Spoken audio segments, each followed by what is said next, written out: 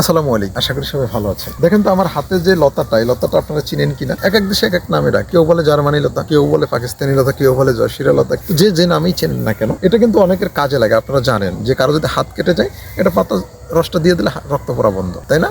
তো এভাবে এটা আরো কিছু গুণাগুণ আছে যেটা আমি বলি, যেটা আপনারা হয়তো জানেন বা অনেক আছে জানেন না, তাদেরকে জানেন। দেখেন, আপনারা লিভার জন্ডিস, লিভারের সমস্যা জন্ডিস হয়, তাই না? লিভার থেকে কিন্তু জন্ডিসটা উৎপাদিত হয়। তাদের উদ্দেশ্যে বলছি, এই যে লতাটা, এই লতার এখান থেকে কিছু কচি পাতা নিয়ে এগুলো ছেঁচে এটা রস বের করে, এটার সাথে মনে করেন সামান্য একটু মধু মিক্স করুন। মধু মিক্স করে প্রতিদিন সকালে এবং রাত্রে খাবেন। আল্লাহর রহমতে আপনার লিভারের সমস্যা থাকলে, আপনার জন্ডিস থাকলে একদম চিরস্থায়ীভাবে ভালো হয়ে যাবেন। একটা টাকাও খরচ করতে হবে না আপনাকে। আপনি বিনা টাকায় নিজের হাতে ঔষধ তৈরি করে এরপরে নিজে খাবেন, নিজে সুস্থ থাকবেন, পরিবারের সবাইকে খাওয়াবেন, পরিবার সবাই সুস্থ থাকবে। দেখেন, আমরা কিন্তু মনে করেন বিভিন্ন ব্যথার ঔষধ, বিভিন্ন ধরনের ঔষধ খেতে খেতে আমাদের নিজেদের কিডনি এবং লিভারকে নষ্ট করে ফেলি। আপনি একটাবার চিন্তা করেন তো, আমাদের সেই আদি আমলের কথা, তখন কি কোনো ডাক্তার ছিল? তখন কি কোনো চিকিৎসক ছিল? তখন কি কোনো ওই যে আপনার ঔষধ ছিল?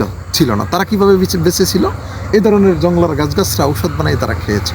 আর সেই খেয়েছে বলেই তারা 400, 500, 800, 1000 বছর বেঁচে ছিল। তারা কোনোদিন অসুস্থ হয় নাই।